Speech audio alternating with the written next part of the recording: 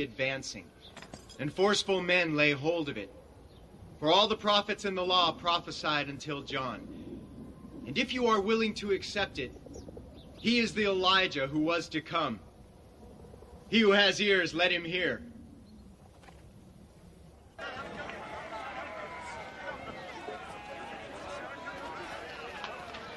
To what can I compare this generation? They are like little children, sitting in the marketplaces, calling out to others, "We played the flute for you, and you did not dance. We sang a dirge, and you did not mourn."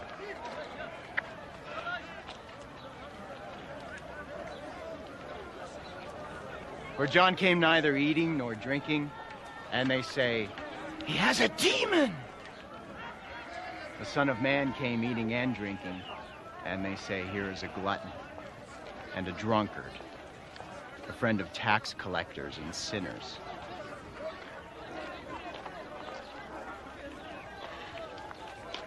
But wisdom is proved right by her actions.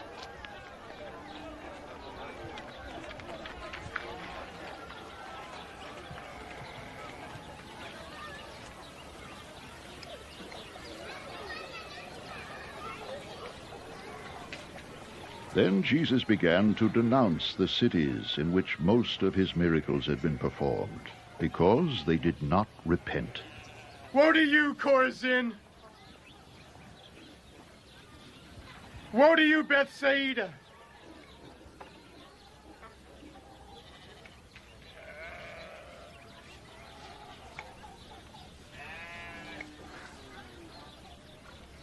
If the miracles that were performed in you had been performed in Tyre and Sidon,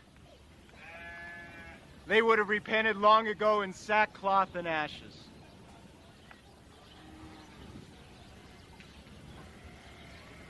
But I tell you, it will be more bearable for Tyre and Sidon on the day of judgment than for you.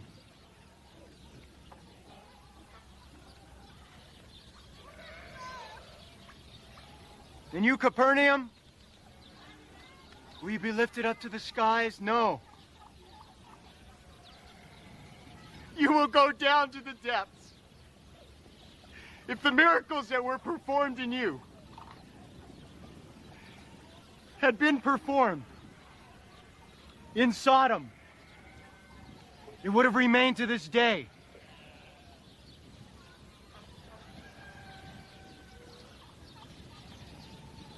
But I tell you, it will be more bearable for Sodom on the day of judgment than for you.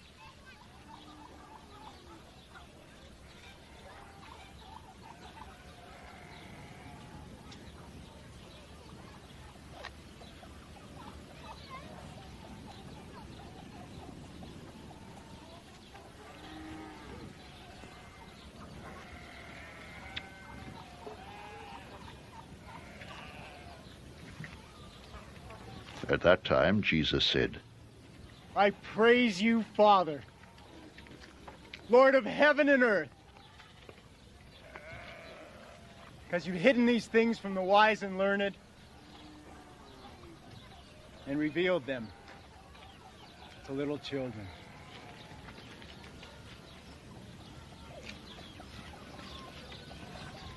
Yes, Father, for this was your good pleasure.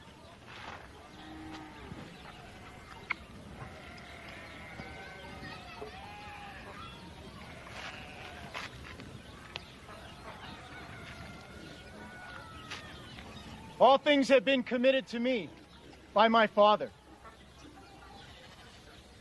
No one knows the Son except the Father, and no one knows the Father except the Son, and those to whom the Son chooses to reveal him.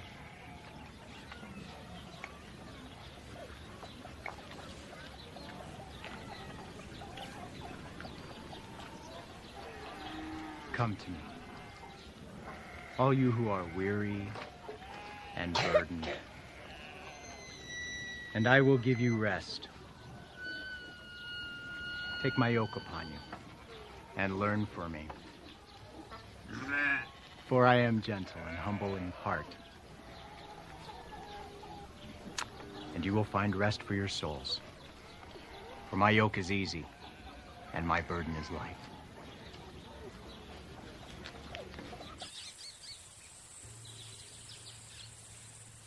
At that time, Jesus went through the grain fields on the Sabbath.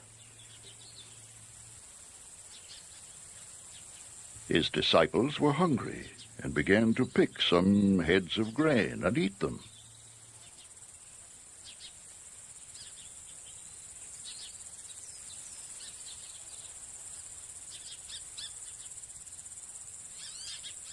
When the Pharisees saw this, they said to him, "Look, your disciples are doing what is unlawful on the Sabbath."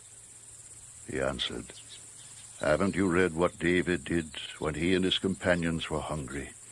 He entered the house of God, and he and his companions ate the consecrated bread, which was not lawful for them to do, but only for the priests."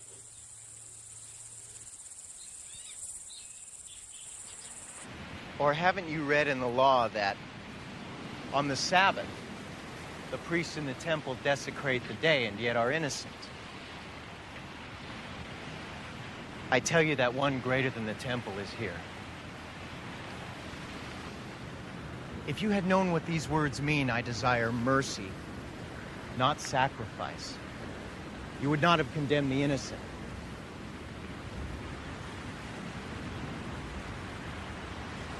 For the Son of Man is Lord of the Sabbath.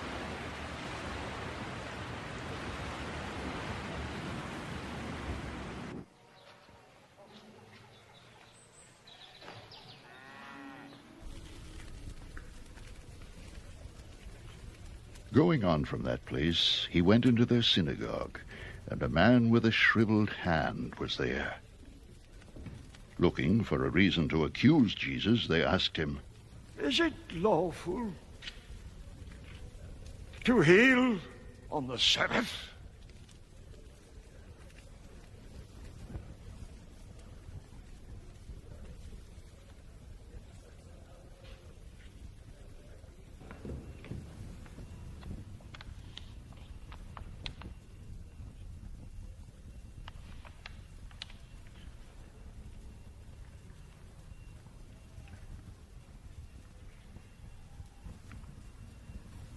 He said to them, If any of you has a sheep, and it falls into a pit on the Sabbath, will you not take hold of it and lift it out?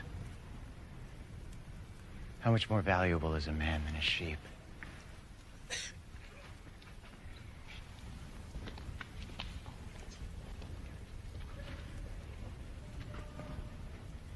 Therefore it is lawful to do good on the Sabbath. Then he said to the man, Stretch out your hand.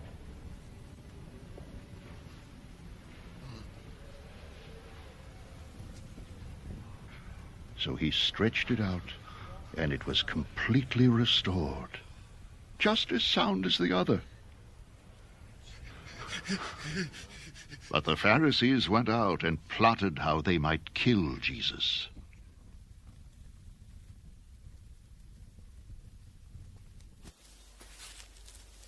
Aware of this, Jesus withdrew from that place. Many followed him, and he healed all their sick, warning them not to tell who he was.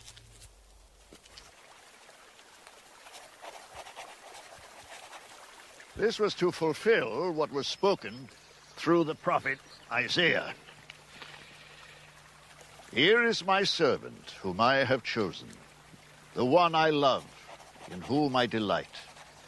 I will put my spirit on him, and he will proclaim justice to the nations. He will not quarrel or cry out. No one will hear his voice in the streets. A bruised reed he will not break, and a smoldering wick he will not snuff out, till he leads justice to victory. In his name, the nations will put their hope."